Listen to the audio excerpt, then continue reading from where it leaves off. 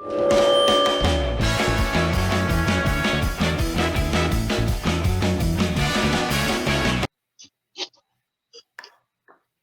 dia, tarde, noite, madrugada, pessoal. Selmocast aqui hoje meio improvisado, né? Que o meu notebook não está colaborando, então estou fazendo aqui no celular.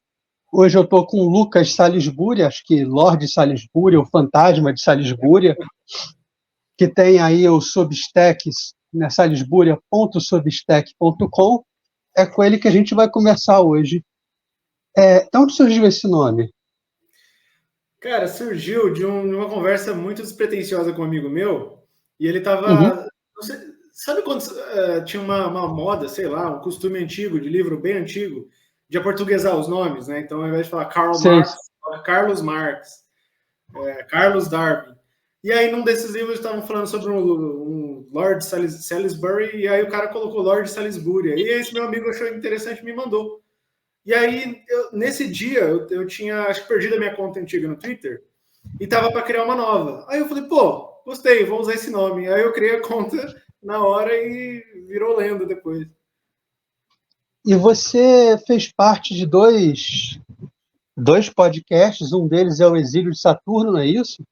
Isso, o Exílio de Saturno, que o pessoal cobra até hoje para a gente voltar, mas nunca conseguimos fazer acontecer. E depois eu fiz o Saliscast. Mas antes do Exílio eu também fiz um outro chamado Fauna Sutil, que eu fiz com dois amigos que se interessam por essas coisas de, digamos assim, interesse no esoterismo, mas sem estar investido emocionalmente nele, né? Observando a coisa de fora. E o Exílio de Saturno era sobre o quê? Exílio é um pouco mais literato, talvez, sobre percepções, né? O que a gente chama de drift. São percepções, tentativa de capturar numa malha verbal tudo que acontece na nossa alma durante o dia. Eu já tinha um chat com esses dois amigos, o Jorge e o Márcio, e a gente ficava trocando percepções. Até o momento que alguém falou, pô, se juntar essas coisas, dá para ter uma conversa interessante, né? A gente gravou e deu certo, só gostou.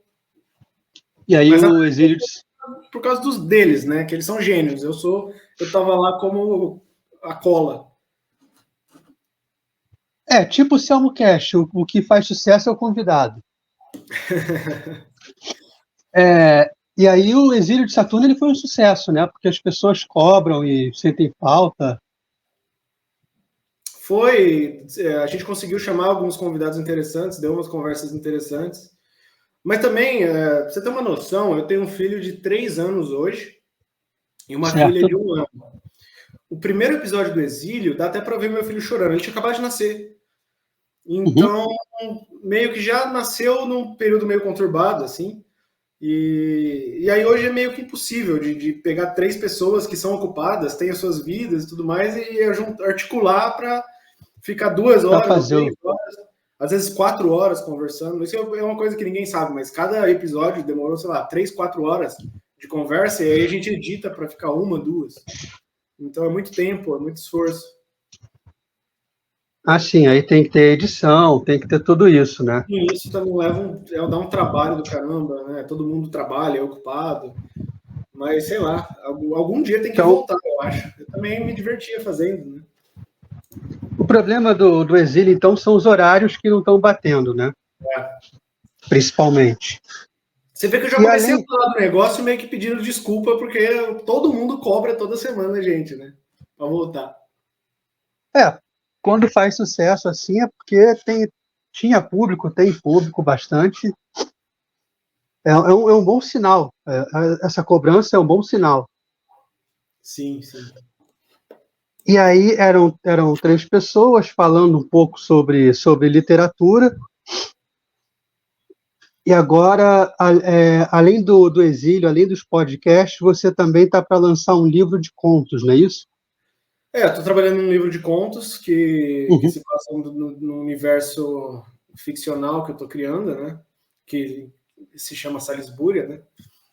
É como se fosse uma cidade fictícia. Uma cidade. Eu sou muito... Um livro que me impactou muito e que me... Eu vou explicar depois por que me impactou, é o do Calvino, Cidades Invisíveis. E lá ele coloca várias cidades impossíveis, né? De cidades fantásticas, né? Ele narra, descreve essas cidades. Eu queria que Salisbury fosse uma cidade impossível também, sabe? Maior do que o mundo, digamos assim.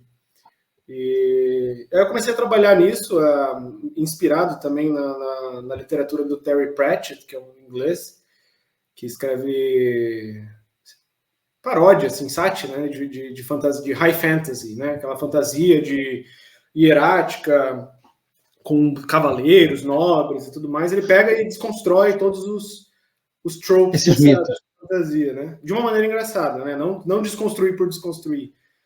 E ele faz humor em cima.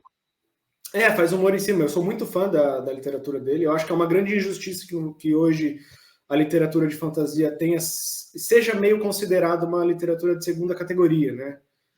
Então, ou é uma coisa muito quase que não dá para ler, ou é uma coisa popularesca, tipo Game of Thrones, feita para ganhar dinheiro, né? Ou Harry Potter, sei lá. Eu acho que, por exemplo, o Terry Pratchett é um exemplo de um cara que fez uma coisa interessante e que fora do Reino Unido ninguém liga para ele. Apesar que tem bastante tradução para português os livros dele, mas não é um cara que virou mainstream, assim. Enfim, depois de ler o livro dele, eu falei assim, cara, eu preciso fazer isso. Porque eu tenho essa veia de humor, eu gosto de escrever piadas, eu gosto de literatura de humor, né? Que também é considerada meio uma literatura secundária. E aí, depois que eu li aquilo, eu falei, eu preciso fazer isso em português. Então, eu tô sendo muito inspirado nele para tentar fazer alguma coisa nesse sentido, ver se dá certo, né? Ver se tem alguma ressonância com o público. Queira ou não, o meu perfil do Twitter é bem humorístico também, o pessoal gosta. Tem umas tiradas legais. Não sei se são legais, mas um amigo meu falou assim, você é muito escatológico. Então, não sei até que ponto dá para continuar fazendo isso. Assim, uma coisa que está me vindo à cabeça agora é que quando eu comecei a ler, não sei se tem a ver com o que você está pretendendo fazer, mas quando eu comecei a ler os contos do Lovecraft, eu percebi que todos eles tinham mais ou menos um mesmo pano de fundo. De alguma forma, todos eles estavam interligados. Não era muito perceptível. Você tinha que fazer um certo esforço para notar que todos eles tinham uma ligação ali. Parecia que tinha o mesmo cenário, alguma coisa acontecendo igual em todos eles. É Sim. Mais ou menos a sua ideia? Isso, exatamente. O Terry Pratchett ele publicou uns 40 livros, todos eles se passam dentro do mesmo universo que tem as mesmas regras. E aí um personagem de um livro aparece no outro, tem sagas, assim, então tem veias narrativas. Essa aqui é uma saga de livros só sobre os magos, essa aqui é sobre os policiais. E aí eu estou tentando fazer alguma coisa nesse sentido. Obviamente, isso é um esforço de décadas, né? E nem sei se eu vou conseguir realizar. Mas o primeiro passo para fazer isso é esse livro de contos que eu estou preparando. E a minha visão é essa mesmo. Você já tem alguma editora que abraçou esse projeto, que vai botar para frente? Eu não conversei com ninguém e o meu plano era fazer tudo independente, de modo independente, né? Do mesmo jeito que eu faço tudo na minha vida. Então, eu não sei, não chegou até aí. Está na fase ainda de produção das histórias, pensar como é que vai ser cada coisa. Uhum. E é uma rotina. Como é que é a rotina sua de escritor? Todo dia você consegue ter uma ideia? Porque fantasia, eu suponho que você precise imaginar muita coisa. Você já tem o universo todo pensado. Na verdade, aliás, eu recomendo para quem se interessa por esse assunto sobre criação de universos literários e fantásticos, né, que é o que os americanos chamam de world building, eu recomendo muito uma série de aulas que o escritor Brandon Sanderson deu, acho que na Universidade de Berkeley, nos Estados Unidos, e aí gravaram e colocaram no YouTube. Ele fala muito sobre como fazer isso, né? Eu acho que também é uma área que tem pouco conteúdo em português para educar assim, os aspirantes a escritores e escritores brasileiros. Mas, então, nesse world building que eu estou fazendo, eu gosto mais de focar... eu não sei como expressar isso, mas em objetos mágicos e premissas mágicas. Então, tipo, do mesmo jeito que quando você lê um conto do Borges, sempre tem uma coisa Sim. que faz a sua cabeça dar uma expandida, assim, ah, cara, como que ele pensou nisso?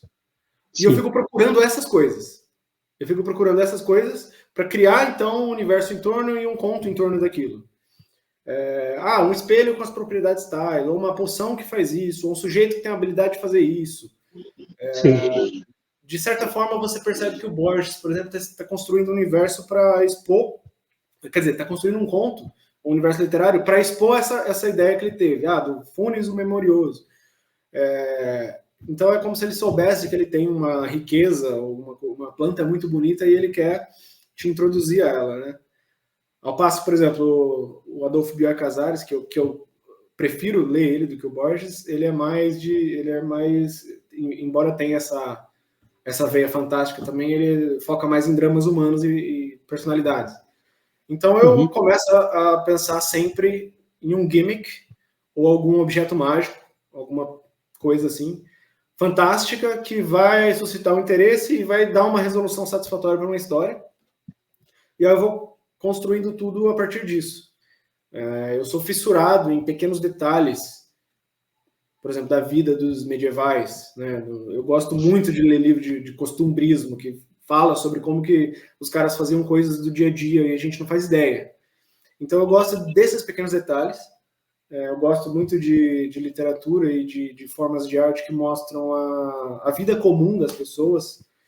Não gosto de narrativas épicas, de grandes aventuras, essas grandes demonstrações do espírito humano. Eu gosto de coisas assim, como que um ferreiro vivia. Ele trabalhava longe da casa dele, como que ele falava com a mulher dele, como que ele educava os filhos dele. Eu gosto de ir percebendo essas coisas e a partir daí tirando pequenas ideias. E aí eu vou anotando tudo de uma maneira completamente desorganizada e aí, vez ou outra, surge alguma coisa, algum conto já pronto para mim. E o meu processo de escrita é muito...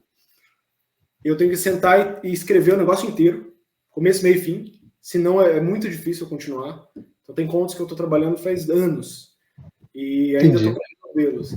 E tem alguns que eu sento e já faço ele inteiro em 2 dias. Então, para mim, é 8 ou 80, assim, é uma coisa muito intensa. E, obviamente, eu sou novo nesse ofício, eu não me considero, eu sou um escritor. Eu não acho que eu sou um escritor, estou tentando ser.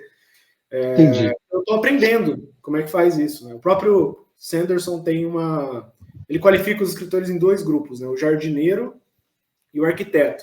O jardineiro é o que começa a escrever e vai vendo onde leva, né? Igual um cara que planta e aí ele vai ver como é que vai ser o jardim.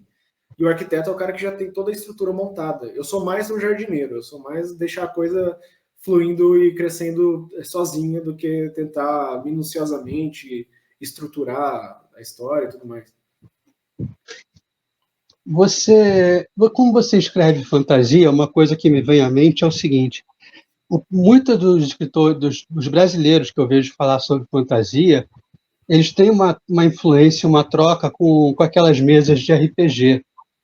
Então, o RPG influencia os escritores e vice-versa, né? Tem uma troca constante. Sim. No seu caso, acontece isso? Tem um pouco dessa influência? Cara, muito indireta. Eu jogava RPG quando eu era adolescente, tipo, com uns 15 anos, e aí depois parei. E eu adoro a ideia. Eu queria muito poder jogar mais, mas a vida aconteceu de uma maneira que eu não tenho tempo para fazer isso, eu não tenho amigos para fazer Os isso. filhos e tal. Mas eu acho muito legal. Inclusive, eu acho que é interessante para estimular a geração de ideias, a criatividade. Tudo que gera esse maravilhamento diante da realidade, para mim, é interessante. Então, eu gosto muito de contos folclóricos. E se você for ver contos folclóricos, tem ideias geniais ali, né, que você não sabia apontar de onde que veio aquela ideia. É da alma de um povo, assim, não é do escritor tal ou qual. Então, tudo que gera esse maravilhamento. E eu acho que, de certa forma, esse folclore é preservado nas mesas de RPG e entre pessoas que gostam de jogar. Eu gosto de jogar videogame, livros, jogos assim. Esses dias eu vi um cara no Twitter falando, olha, o modo como a ambiência do jogo Witcher 3 foi executada é o retrato mais fiel do medievo que se poderia querer. Porque sempre quando o cara vai retratar a época medieval hoje, ele acaba caindo em alguns pecados, assim, de tudo é muito deprimente, enlameado, acinzentado, não tem cor, não tem vida, né? Todo mundo imagina o medievo assim. E o Witcher não, é um jogo de fantasia que tá tudo colorido, e tá uma vida pululante ali. Então eu acho que é um jeito muito bom de resgatar esse maravilhamento com os contos, né? Que antigamente as pessoas tinham com o folclore, né? Hoje o nosso folclore são esses jogos e o RPG. Mas eu queria ter mais tempo de jogar. Não tenho muito. Mas ainda assim, essas reminiscências da adolescência, de alguma forma, devem afetar o seu trabalho de hoje, você supõe? Sim, nesse sentido de sempre resgatar esse sentimento de maravilhamento com a realidade, encantamento, né? Eu tenho uma newsletter também onde eu faço traduções de contos folclóricos e o meu crivo para passar ou não um conto é isso aí, tipo assim, isso aqui me deu uma sensação de que a realidade é um pouco mais encantada, então eu sempre estou buscando isso. E eu acho que o realismo fantástico faz isso de uma certa forma, né? Embora ele ainda esteja preso dentro daquele negócio mais realista. O Borges e o Adolfo Pior sempre foram grandes influências. Mas o Borges é sua grande influência. O Borges, cara, é uma grande influência, mas não há grande influência. Acho que a maior influência mesmo é o Terry Pratchett. O Terry Pratchett é um autor que, assim, se eu tivesse que explicar para uma pessoa que nunca leu, eu diria que é o cara que escreve O Senhor dos Anéis como se fosse o The Office, como se fosse uma série de humor. Entendi. Então ele pega todas aquelas imagens já consagradas no imaginário da fantasia, da alta fantasia, e sem desrespeitar esse legado todo, ele faz aquilo te dar gargalhadas. Então, ele é talvez a minha maior influência hoje. Tá, ele e de brasileiro, tem alguém assim que te influencia? Cara, eu não leio nada. Não leio nada do Brasil. Não é nem por alguma escolha assim, consciente, é porque eu sou ignorante. Eu vi que você vai entrevistar o Mariel Reis. O Mariel é, acho que a pessoa que eu conheço que mais conhece literatura brasileira. Ele já me fez algumas recomendações, mas me falta tempo também para ir atrás delas. Mas eu não conheço, cara, muitos autores nessa área. Ele publicou recentemente um livro sobre extravios fantásticos, né? Extravios. Ele, inclusive, pediu para eu escrever um negocinho do livro também. Eu acho que eu adorei que ele publicou isso e eu quero ir nessa onda que ele começou, né? De colocar também contos de realismo fantástico, embora isso seja em segundo plano. Eu já tenho alguns contos de realismo fantástico também escritos, mas eu não planejo publicar eles em breve. Estou focado agora nesse universo fantasioso no qual ainda existe espaço para colocar algum absurdismo. Né? Gosto muito do humor absurdista. O Mariel vai estar aqui na semana que vem. O papo com ele está gravado já, ficou muito legal. O Mariel é um cara muito inteligente. É um crânio absurdo. A gente está no dia 10 de janeiro, já está gravado o papo com ele, vai entrar daqui dia 15, 16 de janeiro. Eu brigando com a câmera, mas vai entrar. Então você está fazendo esse livro e você tem esse Substack. O que se encontra no seu Substack? O meu Substack, o Salisbury Substack, na verdade, não tem uma linha editorial fixa, né? Lá eu compartilho alguns insights que eu tenho, porque dentro dessa obsessão com os costumes medievais, surgiu também uma obsessão com um aspecto muito importante da cultura medieval e da cultura ocidental como um todo, que é o simbolismo zodiacal. E aí eu vou compartilhando os resultados desses estudos que eu estou fazendo, principalmente em relação ao simbolismo, né? Simbolismo astrológico que está impregnado na cultura ocidental, e principalmente na cultura ocidental medieval, e que, na verdade, ninguém fala sobre isso. Mas também pequenos contos. Eu escrevi um conto sobre um padre que era boxeador e aí, enquanto ele batia nas pessoas, elas iam pagando os pecados. Contos de humor. Na verdade, é um apanhado das coisas que saem da minha cabeça e eu preciso colocar em algum lugar e estão lá. Você não pensa em reunir tudo isso num livro e publicar? Acho que não. Na verdade, eu não sei se livro é interessante para esse tipo de coisa, porque é muito efêmero também. Às vezes eu leio as coisas que eu escrevi lá e eu já discordo de metade do que eu escrevi, então é só para descarregar o cérebro mesmo. Pô, mas essa do padre, você acha que você faria bastante sucesso? Acho que é interessante. Tem uma outra de um padre de um monge que decide viver dentro da ferida no flanco de Cristo. Literalmente, viver fisicamente ali. Ele é transportado para lá, ele vive lá junto com outros santos. Obviamente, dentro de tudo que eu tô escrevendo, tem essa pesada influência da literatura religiosa também, né, medieval. Mas eu não acho que aquilo ali é digno de preservação, não. Você teve boas reações ao que você escreveu? Você sabe mensurar? O pessoal é que eu escrevo meio que para uma bolha muito específica de gente que compartilha essas referências em comum. Eu nunca vi uma pessoa de fora dessa bolha reagindo a alguma coisa que eu tenha escrito, então eu não sei dizer o que ela... Se ela diz alguma coisa para uma pessoa fora, mas o pessoal dentro dessa bolhazinha, que são todos esses camaradas que vieram aí no seu podcast, eles gostaram. Então, assim, é uma audiência qualificada, né? O pessoal escreve, vive a literatura, então é uma audiência qualificada no seu caso. Eu acho que é importante eu falar isso. Eu não me levo a sério como escritor. Eu não acho que eu vou ser tipo assim, um grande nome da literatura. Meus interesses são outros. Só que calha de que eu gosto de escrever sobre essas coisas. Então, assim, enquanto não me impedirem, eu vou fazendo. Mas eu nunca pensei, eu quero viver como escritor ou alguma coisa assim. Eu acho que isso é um sonho muito, muito longo. Eu conheço caras que são, assim, incrivelmente mais talentosos do que eu. Inclusive os dois amigos meus que fizeram o Exílio de Saturno comigo, que estão 1000 vezes na minha frente. Então eu não gosto muito de me falar, não, peraí, eu sou um escritor ou um aspirante a escritor. Acho que é um efeito colateral das coisas que eu venho estudando. Dos meus interesses. Entendi. Então, você tem o Substack, você está lançando. Podcast é uma coisa que nesse momento está inviável qualquer um que seja, né?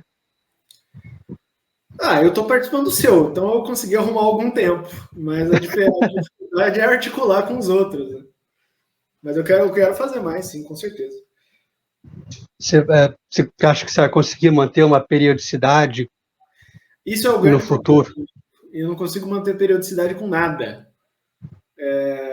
Sempre acontece alguma coisa e eu não consigo, sabe? É muito difícil manter essa constância para mim. A minha vida ela é configurada de uma certa maneira que é muito inconstante. Então, eu nem gosto de prometer muito para não furar depois. Esse é um grande problema que eu tenho que resolver. Mas isso é um problema que todo mundo tem, né? Como esse universo que você está construindo, ele é meio medieval, meio fantasioso, com inspiração nesse autor que você falou, do Reino Unido, e você pretende fazer uma série, é um trabalho de anos, você pretende fazer isso em vários livros de contos, ou vai ter algum romance? Eu estou escrevendo um romance, mas não gosto de prometer muito também, pelo motivo que eu acabei de falar. Mas a minha ideia é explorar os contos, porque, como eu falei, eu escrevo de um jeito que eu preciso terminar logo o que eu comecei. Sim. Então, o conto é o meio perfeito para isso. Eu já passei para alguns amigos alguns contos que eu já tenho escritos, tiveram boas reações e o meu foco agora é terminar esse e ver o que acontece.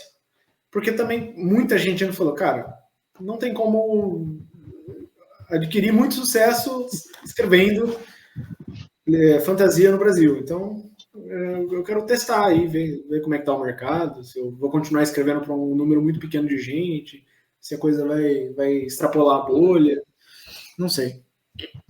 Cara, a gente tem alguns exemplos de fantasia no Brasil que estão dando certo. O Spor, o Solano.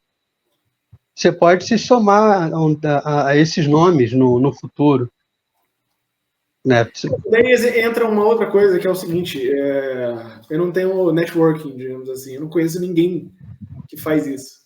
Então eu tô dentro Você não conhece ninguém da fantasia. eu tô dentro da minha bolha falando com a minha bolha, entendeu? Entendi. Mas eu gosto, sim, confortável. Então, cara, eu espero que dê certo, porque eu gosto de contos, gosto do tema fantasia. Eu já li alguma coisa assim, não muito, né? Do Tolkien eu li pouca coisa, acho que eu li só o Hobbit, mas eu gosto quando vejo os filmes, quando eu li o Espadachim de Carvão, achei legal.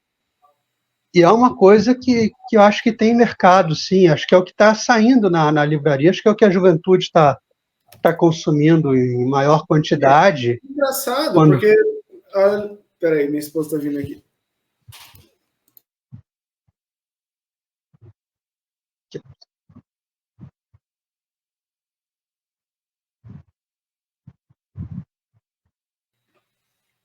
Eu acho engraçado porque a literatura de fantasia é meio considerada subliteratura hoje em dia, né? Mas é o que está saindo. Cara, muita gente consome. É muito popular, né? Sim. Então, pô, você vê os números aí do Harry Potter, Senhor dos Anéis, Game of Thrones. Então, eu acho... Quer dizer, a função social da literatura fantástica ainda não acabou.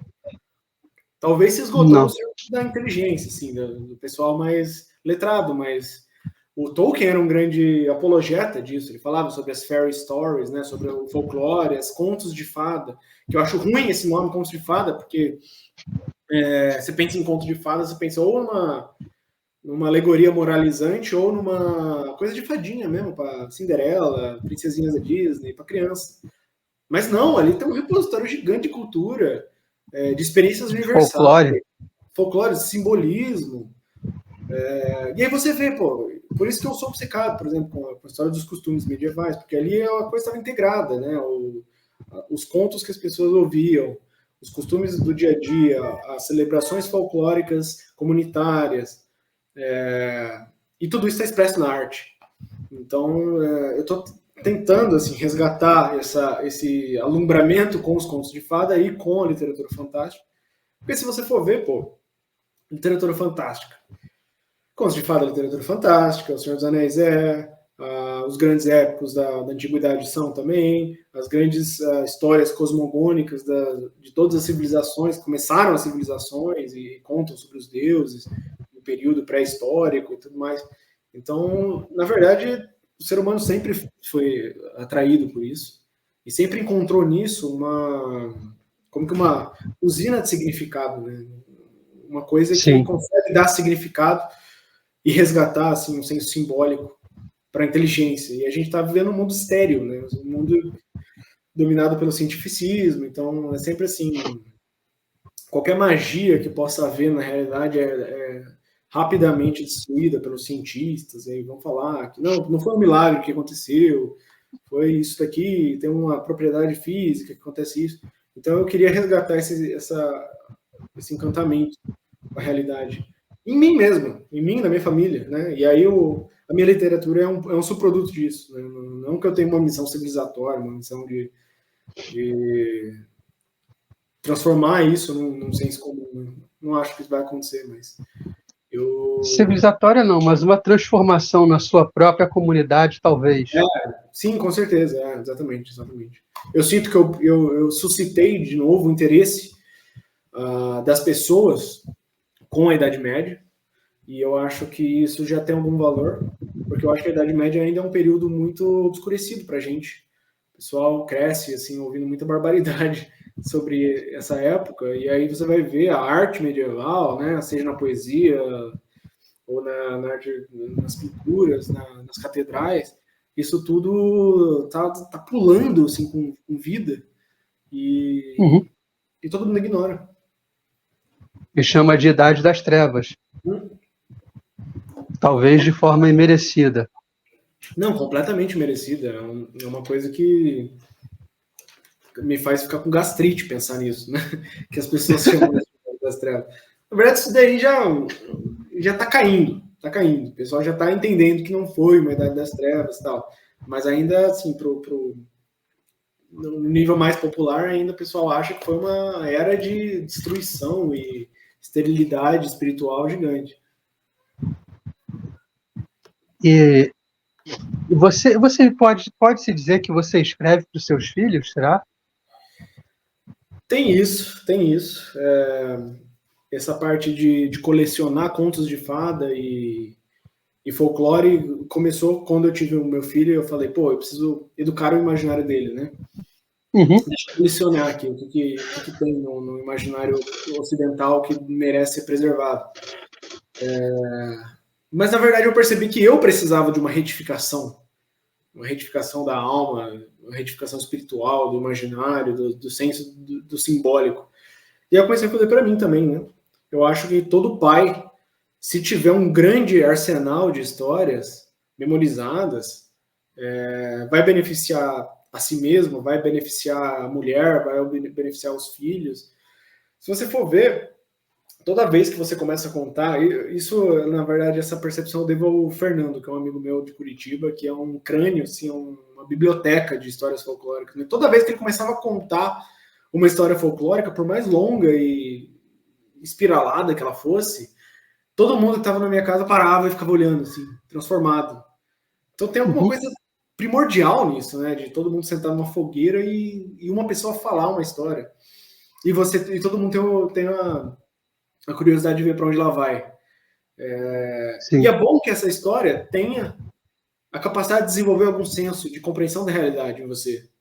Não é bom que ela seja só uma fofoca ou uma coisa cínica, sem moral e sem motivo. É bom que ela tenha imbuída nela uma capacidade de te fazer enxergar a ordem do real tal como ele é. Então eu percebi isso lá e eu percebi, cara, isso daqui é muito... eu acho que a primeira newsletter que eu publiquei nesse Salisbury Substack foi... No final eu falo isso, eu falo, meu, quem tem família, por favor, comece a estudar folclore, comece a decorar essas histórias folclóricas, porque isso beneficia não só você, mas os outros também, né? A gente tá nessa época, pô, de ficar no celular, tal, deixar o celular um pouco de lado e começar a contar isso. Eu lembro quando eu comecei a ler As Mil e Uma Noites, embora não seja um livro indicado para crianças e tudo mais, tem muita lama ali também. Quando você começa a contar a história, que daí depois dentro dessa história tem outra história, depois tem outra história, você percebe que as pessoas ficam sedentas, querem saber o que aconteceu. Todo mundo fica maravilhado. Inclusive, As Mil e Uma Noites foi coletado de um sujeito que contava as histórias. Era a profissão dele, né? O contador de histórias. Ele ficava lá no cafezinho do Cairo e contando a história, e aí falava, não, amanhã eu continuo. Quem quiser ouvir tem que vir aqui amanhã. Tem toda essa tradição de contadores de história também no Egito. Eu acho que é uma necessidade humana que é universal. É universal. Todo mundo a gente é movido por histórias. Narrativas, assim. Então, hoje tem-se muitas narrativas que são contadas como se fosse folclore. Por exemplo, a história humana é um progresso contínuo, a gente está progredindo e vai progredir ainda mais. Isso é uma narrativa, isso é uma história que faz a pessoa ficar com um senso de significado na vida dela. Mas tem outras, né? E essas coisas que eu quero resgatar da Europa medieval. Quando você resgata o folclore ele também, além de ser uma narrativa, ele é meio que a identidade de um povo, né? Ele fala da identidade do povo, da cultura. Você entende melhor aquele povo por meio do folclore dele, dessas tradições, né? Sim, com certeza. E não só do folclore, mas observando os costumes locais, os rituais locais que as pessoas sempre fizeram. Então, você vai estudar os rituais populares da Campânia, do sul da Itália, você fica louco, porque tem uma riqueza gigante ali. E tudo aquilo diz um pouco sobre como aqueles caras encaravam a vida. Como que é o panorama mental de um criador de ovelhas da França do século XII? E aí você vai colocando essas peças, vai entendendo como que eles viviam a vida. E aí você até percebe que, na verdade, as pessoas eram muito otimistas, eram muito felizes. E elas tinham um sentimento de que a vida era uma coisa muito boa. Em Uhum. comparação com hoje, que a gente tem todo esse progresso e todo mundo está afundado no niilismo, no materialismo, no cinismo. Mesmo as pessoas mais religiosas estão contaminadas com tudo isso. E tá todo mundo infeliz, né? Dopado de antidepressivo. Então, voltar para esse panorama mental e respirar um pouco esse ar, vivifica um pouco a sua vida. Você fica, porra, não, peraí, se os caras estavam ali passando fome, comendo batata e, sei lá, taxa de morte gigantesca, e eles estavam falando, não, a vida é uma dádiva, todo mundo tem que agradecer de estar vivo. Né? Eles tinham Em alguns condições, sentimentos que eu não tenho. em condições muito piores que as Sim, nossas hoje, né? Mesmo um rei da época. sim, um rei, às vezes o cara tá subnutrição, sabe? Em algumas épocas da vida dele. Então a gente tem que, eu acho, resgatar esse maravilhamento e tentar entender como que esses caras viam um pouco. Porque foi uma época que eu acho que espiritualmente o Ocidente estava muito bom. A pessoa estava saudável, né, nesse aspecto. Mentalmente saudável, embora as condições físicas não fossem tão favoráveis. Com certeza. Eu acho que o Tolkien foi um cara que sacou isso e tentou transmitir isso pela literatura dele, conseguiu. Até porque, pô, até hoje ele reverbera com multidões, assim. É uma forma de arte muito alta, muito elevada o que ele fez. Né? E as pessoas meio que passam pensando que é só umas historinhas dos caras com espada, bem versus mal, sabe? E acham muito cínico, né? E aí a resposta foi o cara escreveu o Game of Thrones, que é um mundo onde todo mundo é cínico e nihilista e não existe bondade, tudo é flutuante, né? Todos os valores são acinzentados. Então eu acho que o Tolkien teve essa vocação também de trazer esse maravilhamento para a vida das pessoas. E quem compreendeu consegue se beneficiar disso. A gente está falando das influências de escritores contemporâneos na sua obra e alguns que já não são mais tão contemporâneos, como o Jorge Luiz Borges e o Adolfo Casares. Mas esse folclore também, essas histórias folclóricas lá do passado, elas têm um peso, uma influência no que você está escrevendo? Sim, com certeza. O que eu queria emular com o meu texto é a sensação de você ler um conto folclórico e falar, nossa, que bom. E sentir se sentir encantado com a realidade de novo. O que eu quero emular é isso. É que hoje você, com esse conto folclórico, você não consegue tirar a mesma sensação do ser humano. Né? Então, precisa modular, e aí eu estou tentando fazer isso. Com certeza, isso é uma grande influência. E eu sempre falo para todo mundo que eu conheço que é muito importante voltar para o folclore, para as tradições populares e tentar entender como é que os caras viviam a vida deles, porque tem algum segredo ali que a gente está precisando agora e não sabe desvendar. Tem alguma região específica cujo folclore você tenha te impactado mais, da Itália, da Alemanha, Inglaterra? Algum lugar assim que você fala, isso aqui me chama mais atenção, eu acho que isso aqui vai estar mais presente no que eu escrevo? Olha, eu acho que eu fico mais encantado com o folclore, por exemplo, do Japão. Mas eu acho que em alguma medida, isso é só porque está mais longe de mim. Então, do Uhum, mesmo jeito que teve efusão orientalista na Europa no século XIX, que uhum. o oriental, as Mil e Uma Noites, tudo aquilo ali tem todo um apelo, uma névoa brilhante em torno de tudo que vem dali. Para mim, isso daí é o Japão. Eu acho muito interessante, Mas eu não sei, eu acho que eu na verdade, de maneira prática, assim, eu sou mais influenciado pelo folclore europeu que todo mundo conhece, seja da Itália. É que na verdade é muito difícil você falar. Você vai.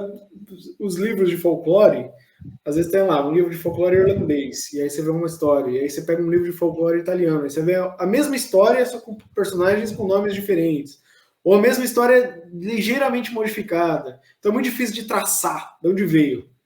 Mas, de uma maneira geral, o folclore europeu, de uma maneira geral, você consegue olhar uma história e falar, tá, isso aqui é europeu, com certeza.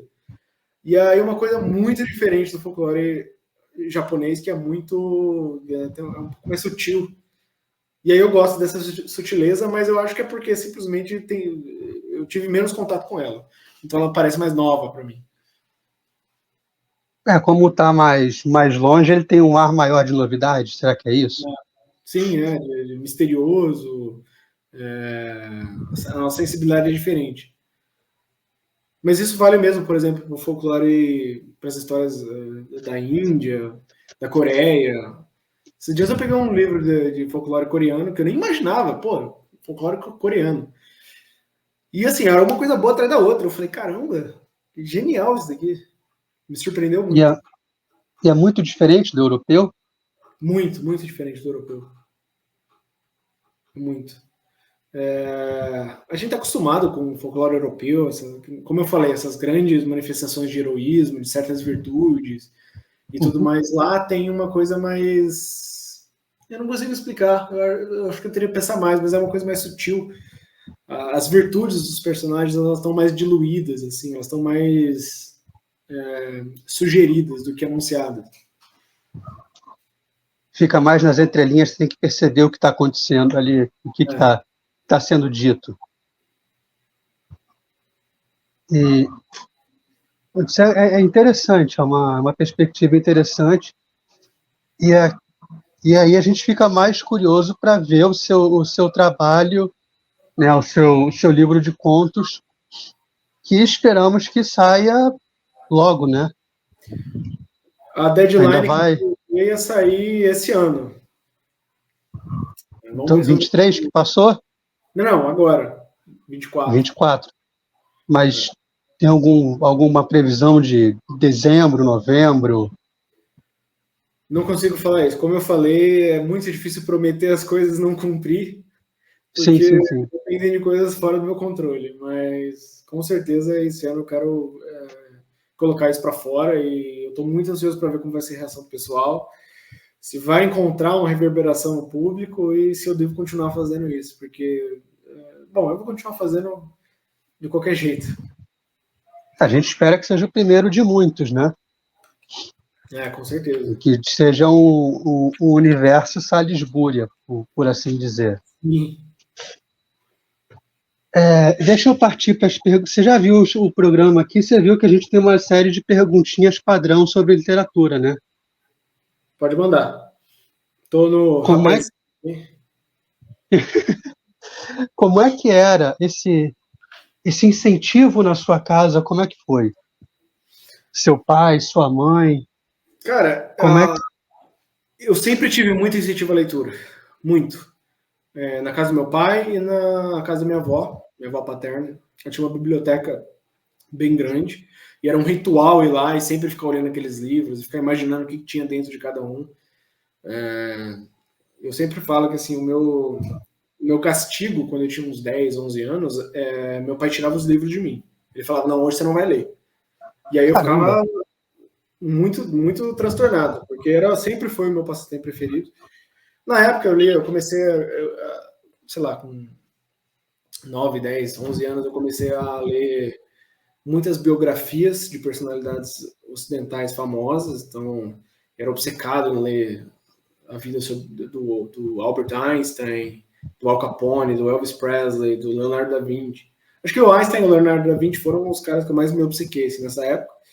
E aí eu era totalmente voltado para a área das ciências naturais, assim, eu queria virar um cientista. Aí eu comecei a ter contato com a literatura séria, digamos assim, uns 13 anos, com aquela edição da Abril, não sei se você vai saber qual que é que publicou Balzac, Shakespeare, Voltaire, Henry James. Eu conheço uma recente que é Abril Cultural, que Deixa eu ver se é essa lançou aí. pouco tempo, que são coloridas e tal. Então, foi essa. Porque, pô, é recente porque eu sou novo, né? Pô, eu tenho 27 anos. Entendi. Mas eu acho que é essa sim. Não sei. O Crime e Castigo são 2 livros vermelhos, que foi a edição que eu li. Isso. Aí teve o Ilusões Perdidas, Balzac, não teve? Não sei te dizer. Mas daí eu comecei a ler a literatura, digamos assim, séria. Uhum. Mas assim, cara, desde moleque, o meu pai sobrava uma graninha no mês, ele ia lá e comprava livro para mim, porque eu sempre gostei e ele sempre estimulou isso. Meu pai também é professor de letras, então é da área também. Sim. Então você teve um ambiente diferenciado em casa que a maior parte das pessoas não teve. Eu não sei. A minha esposa, a mãe dela era bibliotecária, então ela sempre teve acesso a bibliotecas muito maiores do que a minha. Então, assim, a gente vê que pra gente o normal meu filho É livro. tem 3 anos, ele gosta muito de ler também, então a gente não sabe como que é ser diferente disso. Entendi. Você tinha coleção de biografia, uma coisa assim? Que era comum antigamente. Ter umas Sim, coleções assim, grandes personalidades. tinha uma coleção que cara, eu até recomendo para quem tem filho assim com uns 10 anos, chama Mortos de Fama. Tinha do Alexandre o Grande, do Leonardo da Vinci, do Darwin, como eu falei, do Al Capone. Tinha uma coleção cheia do Shakespeare. E aí aquilo ali me suscitou um interesse muito grande pela cultura ocidental como um todo, né? Eu sempre cresci pensando assim, tem um continente gigante que eu preciso desvendar ainda, né? Tem muita coisa que eu não sei. Esse sentimento é bom. Porque você fica estimulado a querer ir atrás, né? Sim. Eu considero alguns livros que eu não li, eu considero como dívidas. Eu falo que eu tenho dívida. Com certeza.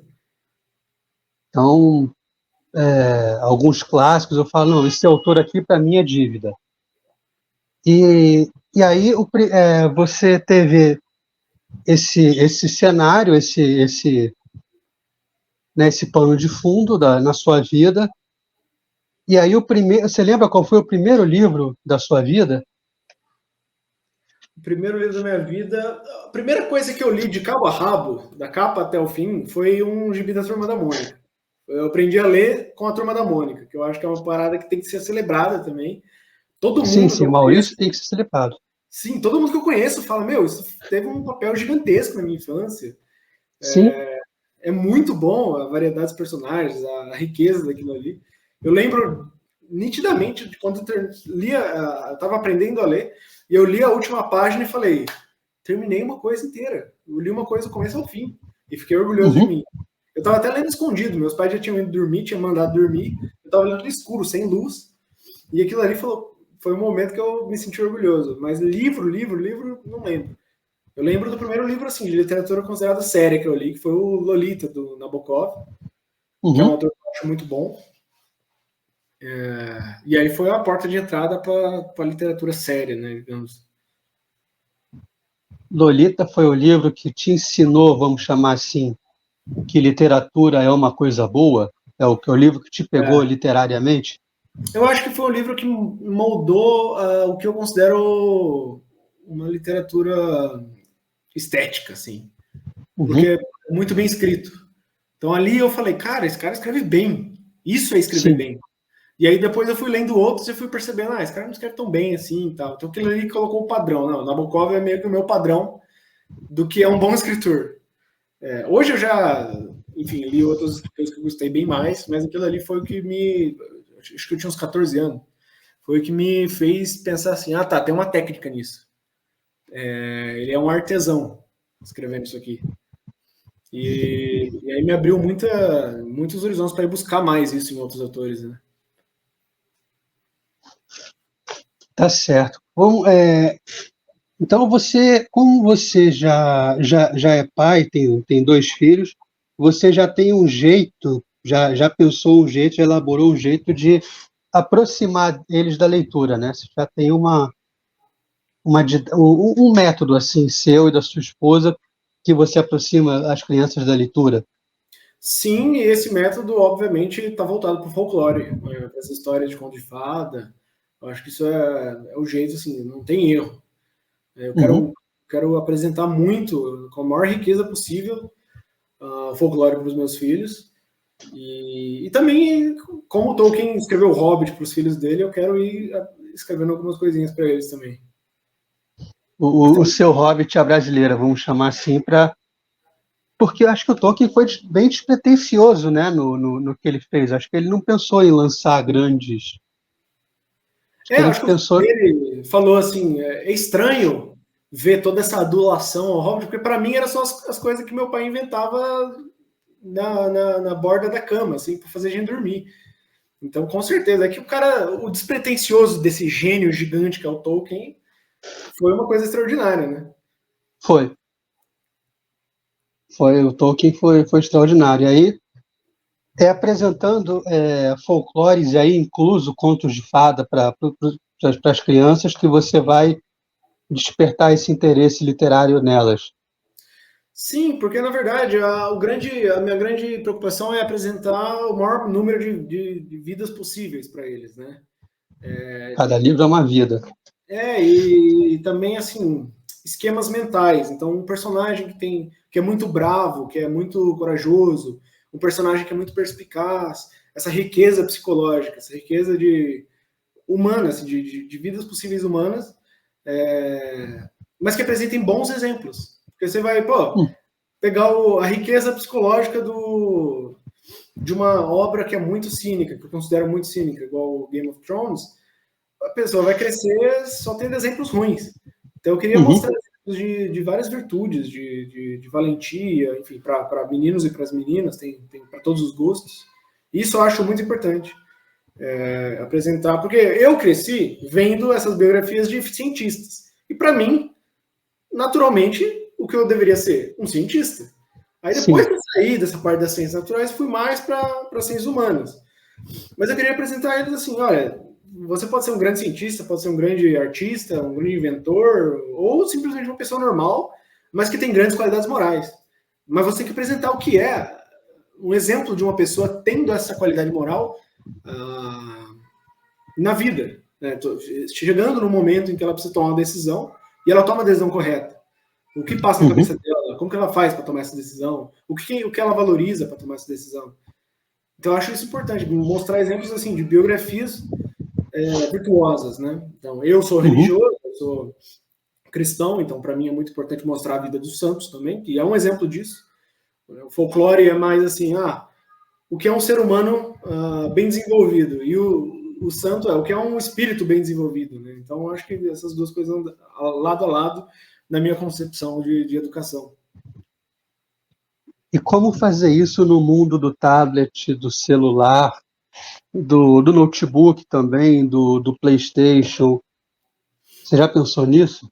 Eu tenho uma opinião em geral positiva acerca de alguns jogos, não jogos competitivos que são assim, desenhados para fazer a pessoa ficar viciada, mas tem alguns jogos com um valor artístico e até literário bem alto.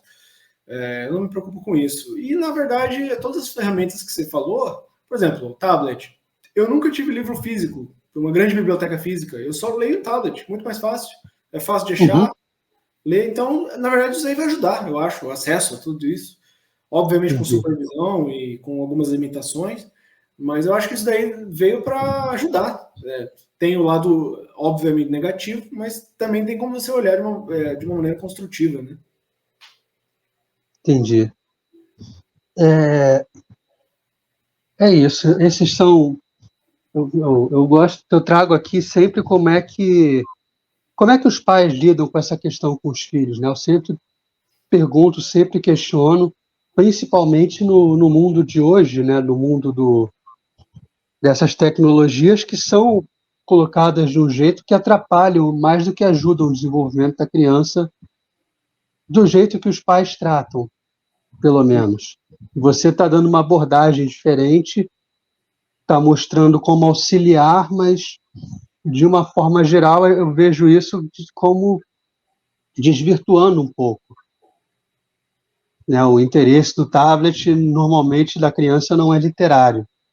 Sim, com Então, certeza, isso é uma... Tem limitações. Então, por exemplo, pô, um tablet sem acesso à internet com uma biblioteca gigante de livros que você fez a curadoria, que você aprova, Sim. né? Então, isso tem jeitos de usar essas tecnologias de uma maneira que eu acho que beneficia. Eu não consigo ver a minha vida intelectual sem a tecnologia. Uhum. Os livros que eu tinha acesso aqui nunca iam me dar essa mesma satisfação, esse mesmo enriquecimento que eu tive procurando na internet, enfim. Isso é, isso é bem verdadeiro. E você pretende manter essa supervisão nas crianças, no que as crianças leem até a adolescência, mais ou menos? Olha, eu não pensei tanto aí, até aí, mas provavelmente sim. Não sei, eu não estou muito preocupado com isso, não. Eu fui uma pessoa que, enfim, foi deixada sem supervisão na internet, com todas Uhum. essas ferramentas aí, e eu escolhi o lado certo. Né? Eu consegui transformar isso numa coisa construtiva que me beneficiou imensamente, assim, intelectualmente e espiritualmente. Eu acredito que eles vão fazer a mesma coisa, mas não sei. Tem que chegar na hora e ver. Eu falo porque quando você abre, você deve ter o Kindle Unlimited, não sei se você tem, mas quando você abre para procurar livros, a oferta de pornografia, até no meio de coisas que você supunha Sim, que não deveria estar lá, é muito grande. sim, com Então, eu certeza. imagino que você vai querer exercer meio que um papel de filtro, Ah, sim, sim, sim. porque, principalmente entre as meninas, isso está pegando muito, né?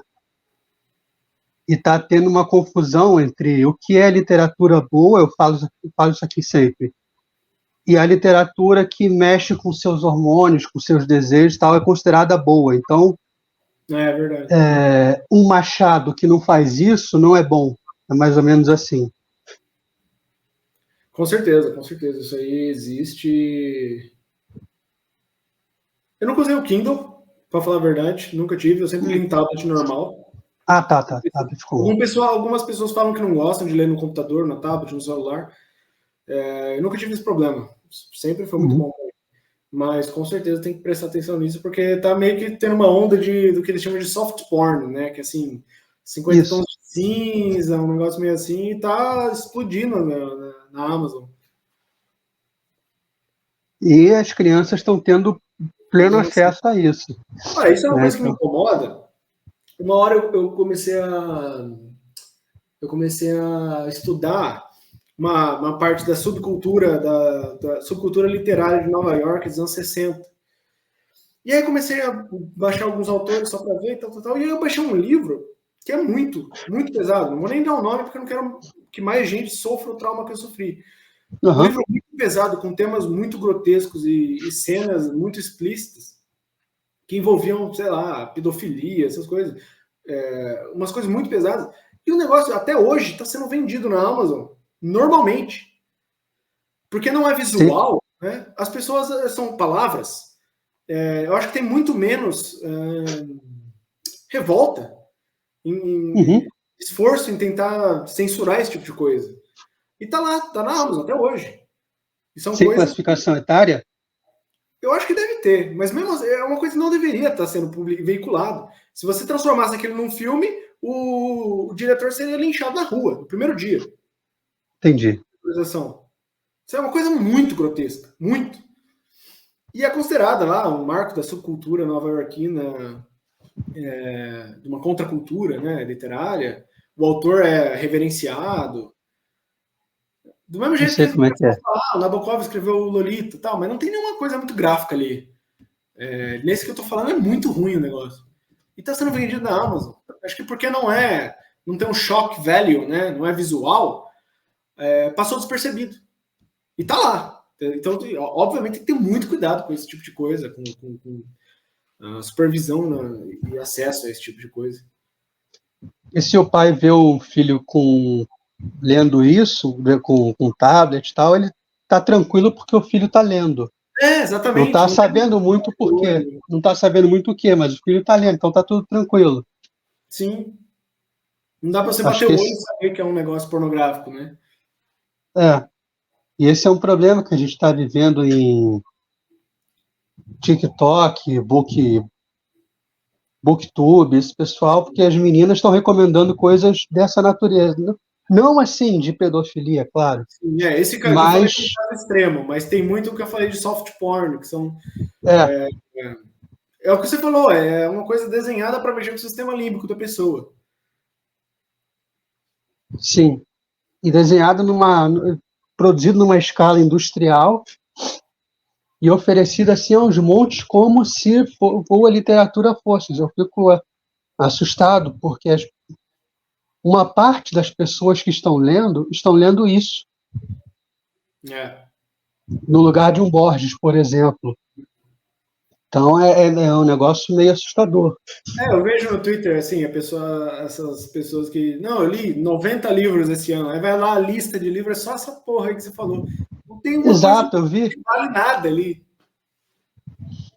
eu vi uma GIF que era isso, ficava rodando as capas, e todas as capas que ela leu tinha um cara sem camisa e tal, os negócios assim. É triste, é triste. Então é isso, cara. Obrigado por participar do Selmocast, valeu mesmo. A Eu gente que está agradeço. sempre de portas abertas. Eu espero que você volte quando tiver o seu livro publicado, Eu também espero. Espero que tá? também não tenha falado muita abobrinha aqui hoje. E me Não, você não perdoe. falou. Quem fala abobrinha aqui sou só eu. Eu que falo, faço umas perguntas merda e tal. Nada a Mas ver. brigadão, cara, por participar, pela presença no Selmo Cash. E a hora que você quiser voltar, você é mais do que bem-vindo. Agradeço o convite. É isso, brigadão. Então, até a próxima aí. Até mais. Abração. Abração. Pessoal, você acabou de assistir mais uma entrevista aí do Selmo Cash. E agora, ao final da entrevista, eu vou fazer aquele papelzinho de pedir de pedir, por favor, passar o chapéu para quem puder dar uma ajudinha para a gente continuar o trabalho enquanto o canal não for monetizado, tá? Então, quem puder contribuir com alguma coisa, o Pix é selmocast, o nome do programa, @gmail.com, tá? Sem BR. Então, se você tiver aí sobrando aquele R$ 10 da coxinha, se você tiver, sabe, aquele dinheirinho que você ia gastar num pastel, no cigarro, coisa do tipo, joga pra cá alguma coisa pra dar uma força, tá? Pra esse Pix, pra ver se a gente vai juntando aqui e tem equipamento melhor, coisas melhores, a gente consegue modernizar mais isso aqui, que a estrutura ainda está um pouco amadora, não tá perfeita, entendeu? Então, é isso, eu estou passando o chapéu para quem puder dar uma pequena ajuda pro Selmo Cash, tá? Qualquer 50 centavos aí é bem-vindo. Muito obrigado.